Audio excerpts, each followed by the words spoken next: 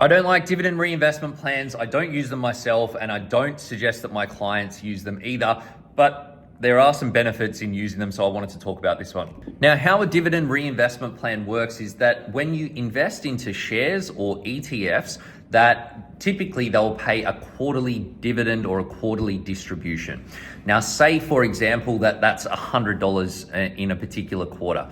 If the share that you're investing into is, say, $10, then $100 would buy you 10 shares.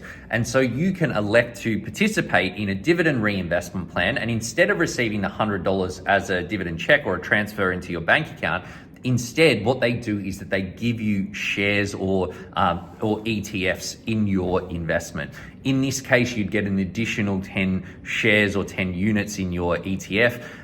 And basically, that's a way that you can compound your money and leverage the benefits of compound interest over time. The advantages of using a dividend reinvestment plan is the fact that you don't have to actually do anything. And particularly when you're first getting started investing, you're typically not going to necessarily need the money. And so getting it compounding without you having to do anything has a big benefit. The downside is though, and this goes back to the question of how tax works on dividend reinvestment plans, is that essentially when you receive that $100, that is taxable income that you need to pay tax on.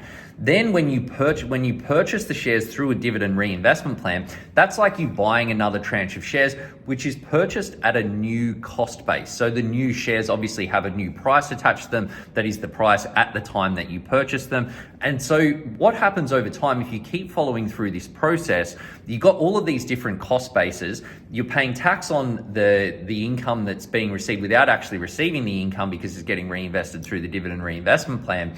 And it does make things a lot more complicated from a tax perspective. That means when it comes time to doing your tax returns, it's going to be more calculations required from either you or your accountant, which is going to take you time and potentially cost you money as well. For me personally, instead, I like to receive the income into my investment account, and then I can choose to reinvest it as part of my own reinvestment plan where I'm across all of the numbers and it's already something that I'm actively doing. Means one less calculation to do. And if I need the money to pay any of the tax that comes from the investment income, it means that the money is there.